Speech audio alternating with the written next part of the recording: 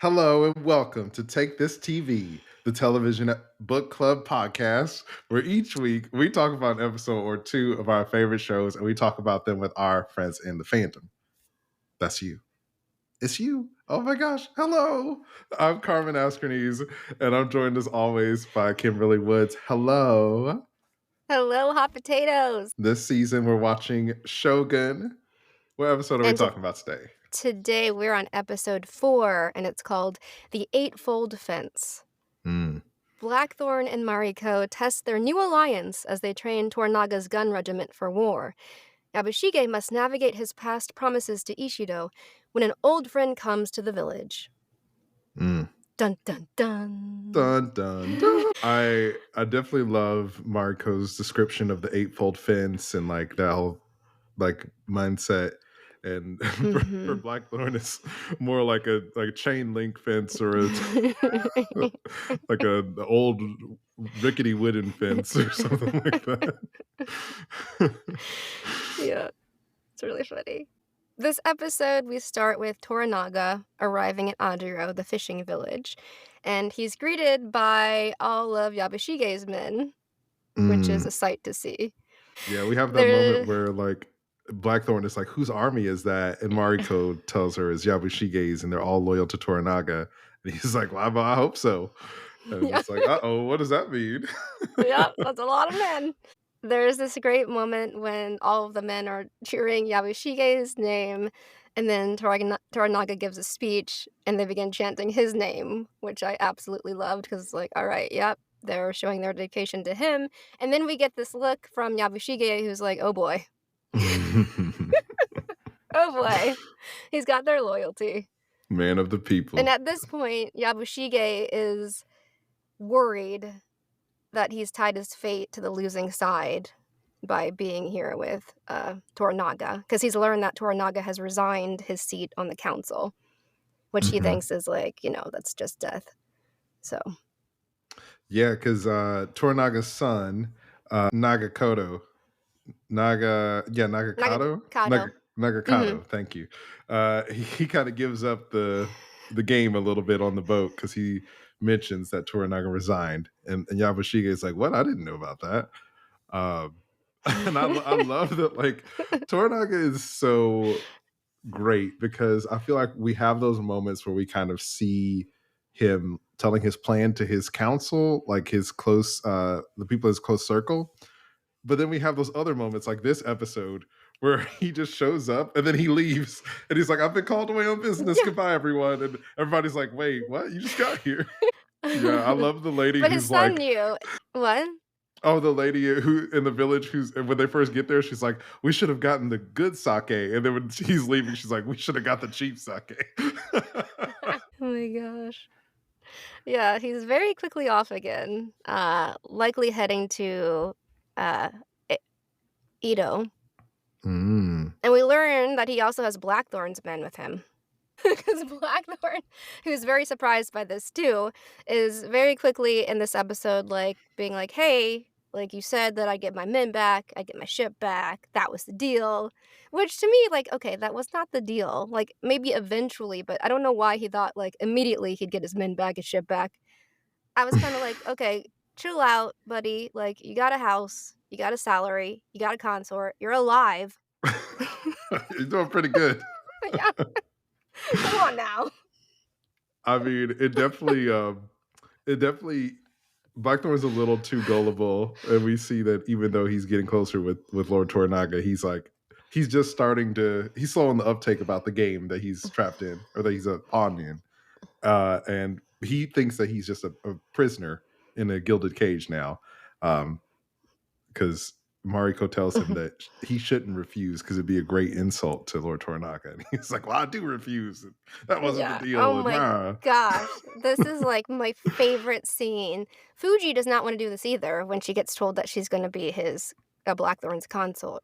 And so the moment when like Blackthorn is throwing his tantrum about he doesn't want any of this, this is my favorite line of the episode because she like Mariko is telling him, like, he's gonna get the salary, and he's like, "I don't want any generous cuckoos," or cuckoos, or whatever he says. "I don't want any Yeah, he generous says cuckoos." cuckoos, yeah. Yeah. And then she's trying to, like, be like, "Well, you have, Fuji," and he's like, "I don't wanna pillow her. I don't wanna pillow on her. I don't wanna pillow near her. I don't wanna pillow at all." I was like, "Oh my god, it's Dr. Seuss. I do not want green eggs and ham. I do not want them." Yeah, Blackthorn's really annoyed. And he definitely, like, it makes me think back to the scene where he was in prison talking to the old priest, who was telling him that, like, you're in over your head trying to play politics in a country that you're a stranger in. And we really Yeah, see that coming to fruition now. he gets that handed to him right now. And he's throwing some Mhm. tantrums. He's like, "Why is this culture like this?" Trying to, like, not having to step on the grass or whatever. So, Oh, like, yeah. Well, "Blackthorn, chill out, chill out." Mariko was telling him about Fuji, and he was telling him that Fuji is a widow and is in mourning or whatever, and how they mourn is to continue on the legacy of the people who have died. And Blackthorn's like, that's stupid. That's a Yeah. dumb custom. It's like, yeah.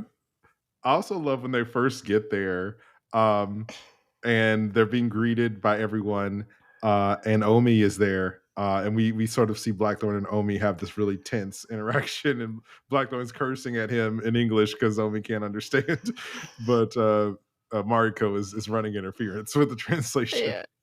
It's hilarious. Mariko gives Blackthorn his guns from the ship, so she does go for him and get those. Um, and we have this beautiful scene where it's raining, and Mariko comes and kind of sits with Blackthorn and tells him about the Eightfold Fence. And basically, it's this fence you build that you guard your emotions behind. And she's saying, like, you can focus on other things like the rain or the rocks, and, your emotions will disappear behind this fence. And I thought that was really a lovely sort of analogy. Yeah, it also gives us some insight into how Mariko sort of moves through the world and is able to survive in the system. And we we get a lot of Mari Thorn in this episode, and I think that this is like one of the better moments that we've seen so far of just like her opening up to Blackthorn and sharing a bit of her beliefs and her way of life with him. And a way to cope, which Hmm. I do think it helps him because later on, we do see him trying to make an effort to train these men that he's supposed to be training. Although before we get to that, I think the next morning is when we have the wonderful moment with Fuji where Omi is there trying to say that Blackthorn can't come with his guns. And he's like, "Why? You have swords. Why can't I have my weapons?" And Fuji tries to de-escalate the situation and says she'll take the guns, um, and she'll take good care of them, and she'll make sure that they're guarded. Still, Omi tries to take them from her, and then she like raises the gun and faces off with him, and that's a really badass, cool moment for her. Yeah, Blackthorn was really surprised. He was like, "Oh, I have allies." I thought it was really cool too. I don't know the cultural element of this, but the fact that she did it without touching the weapons, like with her sleeves, she like cocked it and held it up, and I was like, that is so badass. Yeah, I really like Fuji. I think Yeah, she's one of my favorites. yeah. We get to see some scenes where Blackthorn is training the men. He kind of fumbles during the first scene because we we learn that he doesn't have much experience really with guns, and Mariko is like trying to help him out during the Yeah. translation. She's like, you're kind of naming a story that you weren't involved in. Like, that was like before you were born. Maybe pick something Yeah, he's like else." talking about a historical battle. She's like, "Tell us about a fight that you were actually in." But then he quickly, like, realizes too, because they already have experience with Portuguese guns. So it's like he can't really teach them stuff that they don't know already. So then he Mhm. pivots to naval warfare and cannons. Yeah, which is something his area of expertise. Hmm.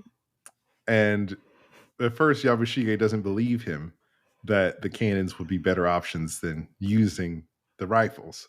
But thanks to Blackthorn's quick thinking and he's really accurate. I was like, "What is that called? Is that trigonometry?" Whenever he's like, "All right, move the cannon this many degrees or whatever it's called." But Blackthorn is very knowledgeable about how to use cannons and shows them that they can be a useful tool for sieges. I mean, also just for any kind of warfare. Yep, and Yabushige was impressed. We have the very funny dinner moment that When, happens after that. Is that where they're eating, like, natto, yeah, I don't know fermented what is that. soybean? Oh, I fermented looked it up, soy. it's fermented soybean, which has a very particular strong taste. Oh, sounds gross. But finally, Blackthorn is like, he's calmed down. He's willing to, he's not being like, oh, this is dumb. He actually wants to try this dish, even though, you know, Mariko and Fuji are like, you're not going to like this. What are you? You Yeah. don't really want this. But they let him try it, and, he seems to kind of like it, I think. I don't know unless he's lying, but he says it's like stinky cheese. Yeah, he seemed like he was enjoying it because he was really Yeah. scarfing it down. And we also get that really great moment where he gives Fuji one of his guns, and then she gives him her father's swords, which is big. Um, Huge. yeah, and That I was really also cool. love that Mariko just adds in while she's translating, like, you actually shouldn't be walking around without swords, because what did they name him? Is it Oh, yeah. it's something with an H. I want to say like, no, I'm not gonna guess. It's something with an H. But anyway, he has a new title now that Lord Torunaga has bestowed upon him. And with this title, it's uncommon for someone with this title to walk around without swords. So um, Hmm. this is also beneficial for him to like sort of have rank and stature and respect amongst the other folks around town. And it's just a great moment of bonding between him and Fuji and Mariko. I love their little trio that they got going on. Me too. That's so great. There's so many great scenes. I wrote down one of my favorite scenes is the hot springs scene. When Mariko finds him cheeks out. Yeah, sees him on full display. A little preview. She's like, "Oh, Yeah. hello." Um, he has wandered off, and I guess, I don't know why he thinks he can just wander off by himself without anybody following him at this point. Come on. But she comes and follows him, gets to see this, sight before her. He quickly, gets down in the hot springs. Um, and we get this really cool moment where we learn a little bit more about Mariko and her Mhm. backstory. She opens up and she shares that her family name is well known in Japan and that a great injustice took everything from her, and Tornaga has offered her a resolution. What do you think it was? I don't know. I mean, we get a glimpse of her father, and we know her father got killed. And then we see her in the snow or something in white, Mhm. which I think might be mourning. Mm. I have a theory. I don't know. What's your theory, Carmen? My theory is the former Taiko killed her father and essentially like, forced her to be a part of his court or whatever.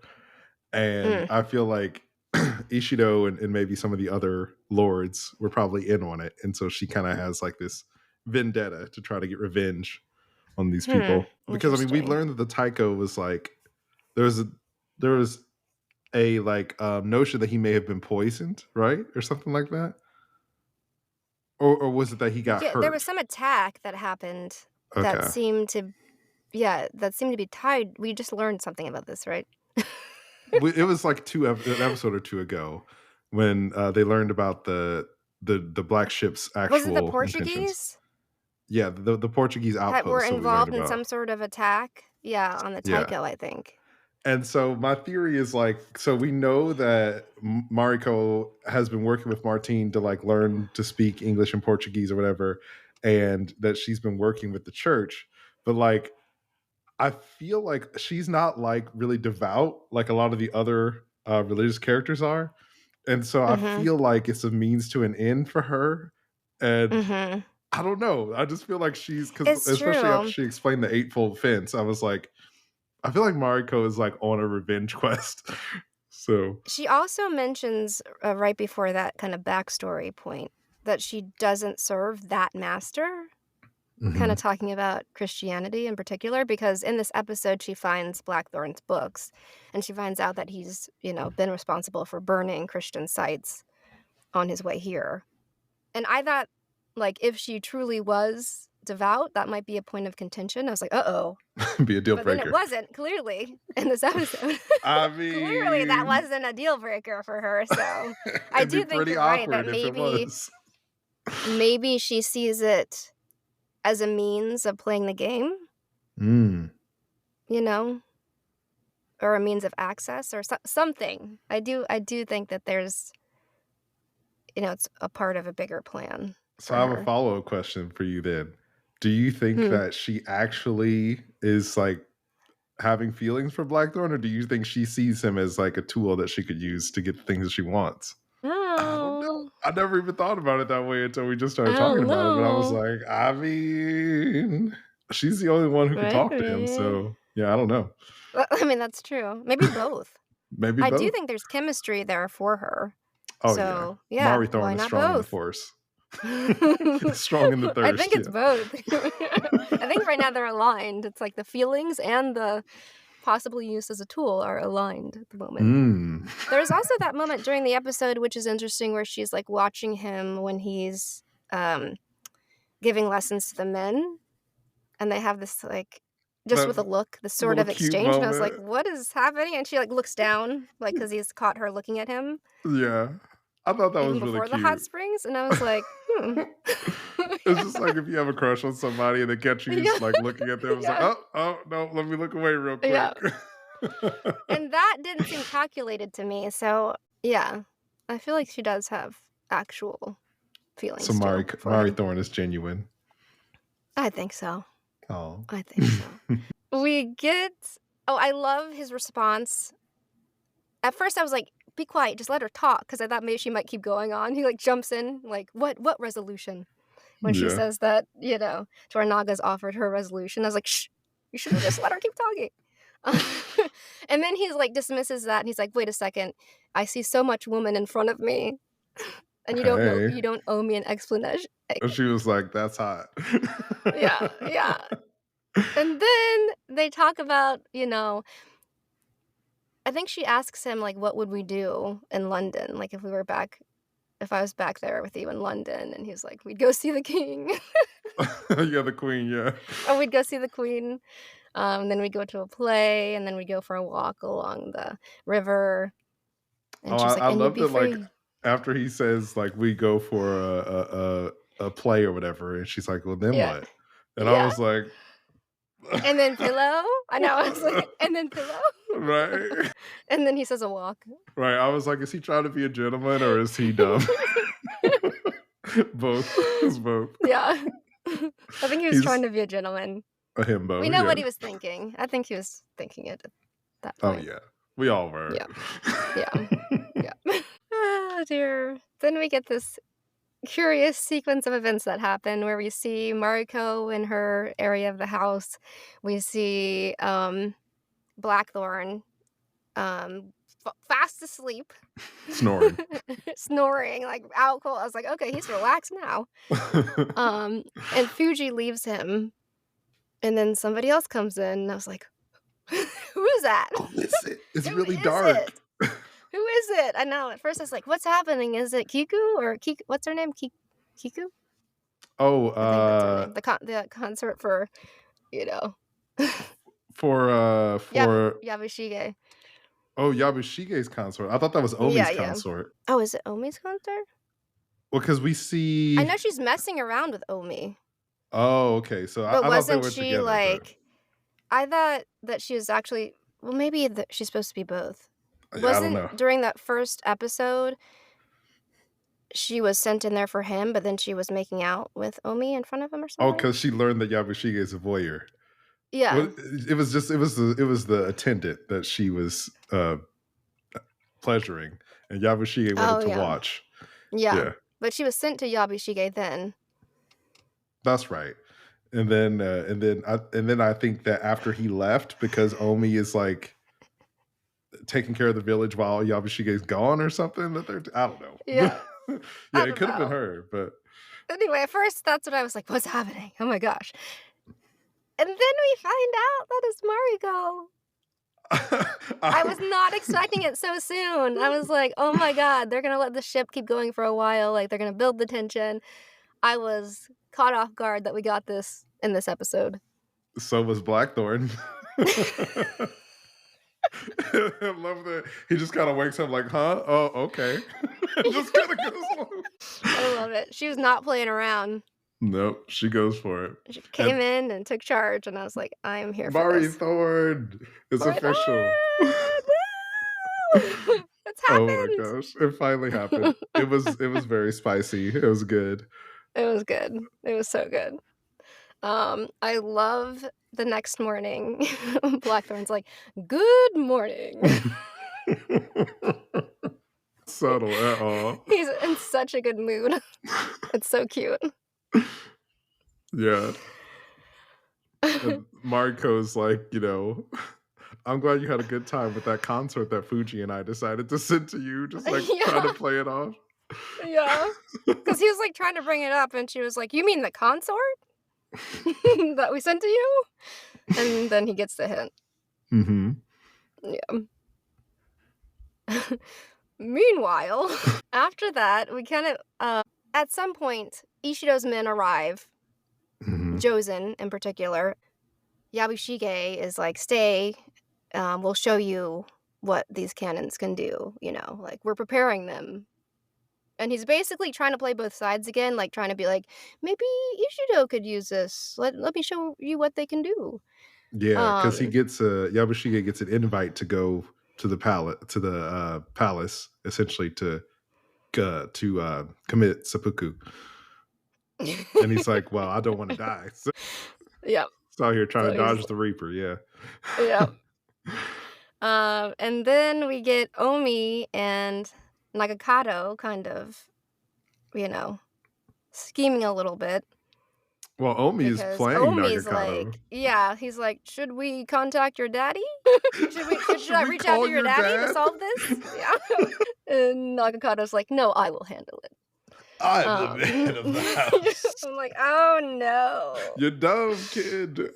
No. Torunaga sees so far ahead, but apparently was a little bit blinded when it comes to his son. His son is not his father. No. So they're supposed to be putting on this display, and Nagakado surely gives them a display. A display of their innards.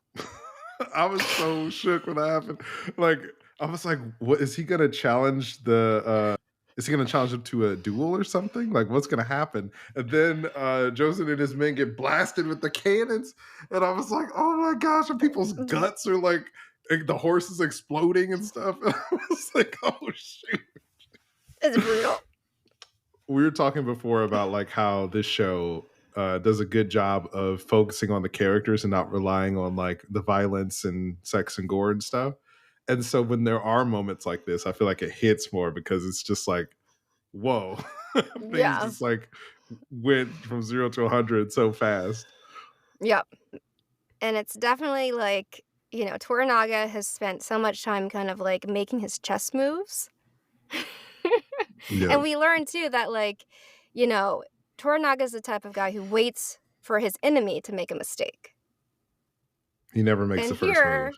His son has made this blatant act of aggression that just means, okay, it's time for war. Like, there's no going back from this. Shot the Archduke Franz Ferdinand. Shots fired. Yeah.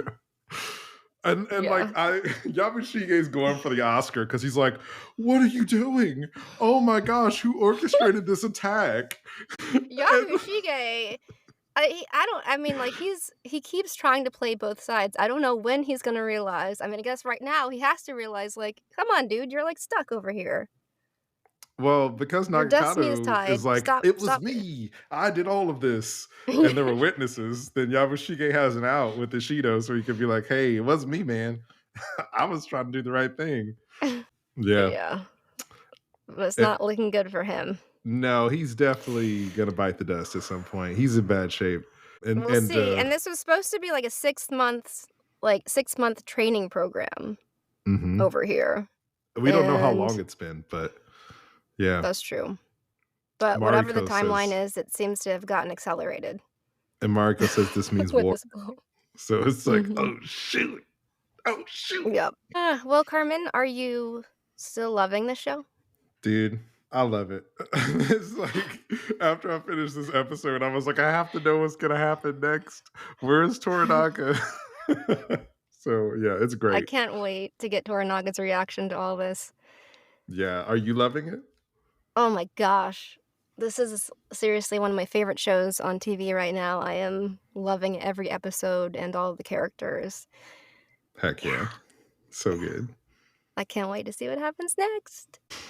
Thank you, everybody, for joining us. Don't forget to like and subscribe. We're at Take This TV on Instagram and TikTok. Leave us a comment, write a review, and remember, it's dangerous to watch TV alone.